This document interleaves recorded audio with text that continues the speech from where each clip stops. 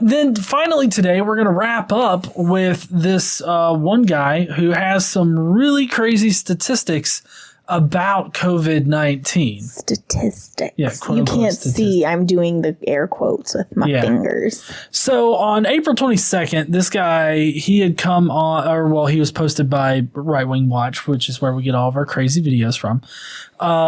He talked about how many people the Spanish flu, or not the Spanish flu, sorry, the flu this past season has killed. I really believe that when we look back on this, we're going to see that there was an overreach, that there was an overreaction, and that it'll probably, I believe, make us more cautious in the future about doing something like this instead of this becoming a new norm where they just lock this down. That's good. You know, they had, if I'm correct, I think it's already 20 million people in the U.S. died of flu during this season from September up till now. 20 million. Wow. I think that's right. Wow. Anyway, it's a huge amount. I'm not sure, but it's much more than what we've seen through the coronavirus. You're right, Sweaty. You're not sure. But it's huge, honey. So the estimated, so now this is still estimated for this flu season, 2019-2020 flu season, because it's just ended on April 4th, I think was the end. Yes, was the last week of influenza for the season.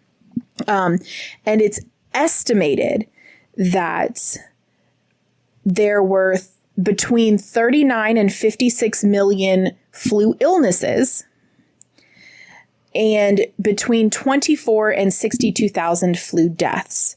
Now, they're going to have to... Another reason why these are estimated is because there are some deaths that may have initially been attributed to flu or something like that should have actually been attributed to COVID-19 or whatever. So they're going to have to confirm it, right? In the 2018-2019 flu season, just over 34,000 people died. So that's not really as huge as 20 million.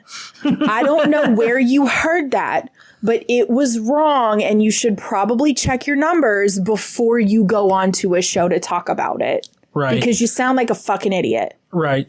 And also, I think that we're going to look back on this pandemic and we are going to be very cautious in the future about how we do things because, I mean, we're seeing the very real effects of like lifting the stay-at-home restrictions in some places. I mean, we're seeing upticks already in the number of cases. Well, I mean, you can see, so when Easter weekend happened and there were all those church things, 2 weeks later, like a week to two later, there was an uptick in cases. When you see there are protests happening a week or two later in those same areas where those protests happened, there are upticks in cases.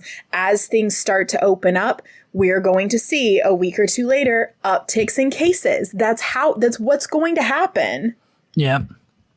And so I really don't think that we're going to look back and be like, you know what, we really shouldn't have closed shit down because, I mean, we can see the obvious effects. But, I mean, again, these are the same people who would hold up a sign that says sacrifice the weak.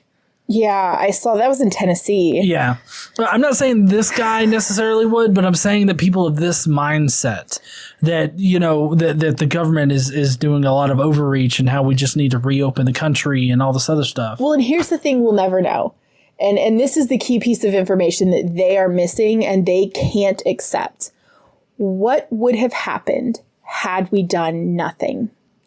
That's the piece of information we're never going to know. We're never going to know if everything hadn't shut down for a couple of months, how many people would have actually gotten it? How many people would have died? We're not going to know that. The social distancing thing has proven to work in every country that has had a problem with this in the entire world. This is the only thing right now that we can do to stop it. It's the only thing that is working. Right. So I mean, we're not going to know how bad it could have been, but since it is the only thing that works, we can logically assume that it would have been very, very bad. Oh, yeah, definitely. And just to keep in mind, the big thing that we're worried about is flooding the hospitals. Like the velocity of this particular virus through our population is the concern. Because, a lot of people have tried to make the comparison to like the flu pandemic, or not flu pandemic, but like flu season generally, right? Yeah. The big deal there is that it happens over several months, right? And it's not like the hospitals are being flooded with people with the flu that need to be hospitalized. Right? Yeah, well, so it's not multiple severals of months. I think the flu season is like maybe 5 months. So I didn't mean to make it sound like it continued for like a year or something like that. And it took a year off. The flu season, generally speaking, is October 1st, the beginning of October through the beginning of April. Right. Okay. So that's the general flu season. So about 5 to 6 months is your flu season. So I just meant several months. But I mean, the point is that we're not flooding the hospitals with people. Right. Because how infectious it is, its morbidity is not as high as COVID-19, right? So a lot of people get the flu. A lot of people get the flu. But its death rate is also significantly lower. Its mortality rate is a lot lower. So your morbidity is higher, your mortality, for flu, your morbidity is lower, your mortality is lower. And you're not over stressing the hospitals with how fast this thing moves and how long people have to stay in the hospital. That's the other thing. When you go into the hospital for the flu, if you have to, which most people who have the flu do not have to be hospitalized. But for those who do, you're in the hospital a few days maybe, right? For COVID-19, I think the average number of days in the hospital is like 15 days. So there's somebody taking up a bed for 15 days. And so we can't overwhelm our hospitals, or we'll be in a situation like Italy was in, having to decide who gets a ventilator and who doesn't. And that's a life or death choice that doctors should not have to be making, that we need to avoid as much as possible. I agree. Well, this guy has his own way of comparing COVID-19 to other flus. Can't wait.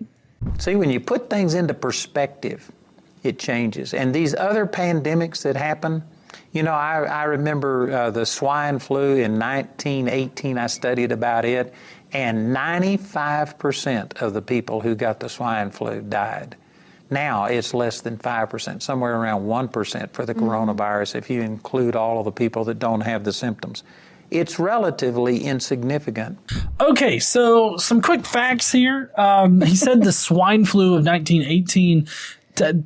swine flu was in 2009, I think. What he's talking about is the Spanish flu and the 1918 to 1919 Spanish flu pandemic. It was an H1N1 virus that was of avian origin, but it was colloquially known as the Spanish flu. It actually started here, though. It started here? I thought it started in a French... I'm pretty sure it started here. I think the swine flu the Spanish flu started in the U.S. I think it's called the Spanish flu because it was so deadly in Spain. I think. Am I wrong about that one? I might be wrong. Well, I thought I don't know. I thought that it was called the Spanish flu because Spain was the only one reporting deaths and everything, like reporting statistics, when it was actually traced. No. Maybe that was. I don't know. I don't know where it started. Anyways, it doesn't matter where it started.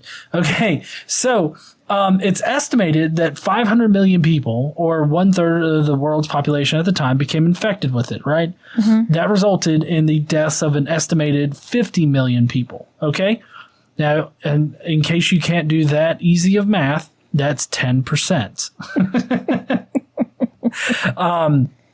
So the mortality rate of the Spanish flu was 10%. So not 95% of people that got it were going to die. Right. 95% of people did not die. 10% of people died. It was still a lot of fucking people. Oh, yeah. When you're talking about large numbers like that, I mean, even small percentages are going to be It was a lot of people. We're huge. We're not trying to downplay the severity of the 1918 Spanish flu, but what we're trying to say is it was definitely not 95% of people who got it died. That was, 10%. Right. And that was over the course of a year. Right. Mm-hmm. As of recording this, which we're recording it on Sunday, currently the mortality rate of COVID-19 as far as deaths worldwide of everybody that has been reported to have it is 7%, 6.9, but I mean 6.9.6, or 6.96. So 7%. Of people have died from it. So it's a little less right now than the Spanish flu, but we're not at the end of it yet. And this is in a matter of like 5 months. Yeah. Mm-hmm. So, that's what we're looking at right now. So everything that he said about it, as far as downplaying the severity of the pandemic, while it's not as bad as the Spanish flu, it's not that far behind. And one of the reasons it's not as bad as the Spanish flu is because we are doing things that they did not do then. We know things that they did not know then. They attempted though in the 1918. Mm-hmm. I don't know if you remember, but they did. They put some social distancing type of things in place, and then took it away too soon. And then it spiked almost double what it was previously with the initial onslaught. So yeah, they did try to do some things, but we know a lot more now than we did then. And so we advance in medicine, we advance in technology, and we can save more people. Yeah, but I mean, back in 1918, I mean, did they have like conspiracy theorists that were running around? I'm sure they did. Well, I mean, at least not with the kind of reach that they have now. No, certainly not. No. I mean, you have people that are taking part in these protests that are like, yeah, well, once I figured out the Illuminati was running the government, and it's really easy to see. I watched a few YouTube videos about it. Like, yeah, there's certainly not the spread of information. I mean, the 24-hour news stuff, we didn't even have that shit in the 80s, right? 24-hour news like we have now. Yeah. And so the spread of information was definitely not as big of a thing as it is now. Right. Any idiot with an internet connection and an email address can get a YouTube channel and talk on the internet. Unfortunately. Yeah. Well, Mafiosos, that's going to be it for us today. If you will, please go down below, leave us a comment, let us know what you think. If you liked it today, smash that like button if you want to. And don't forget to stand up and use your voice. Bye, heathens. Bye, y'all.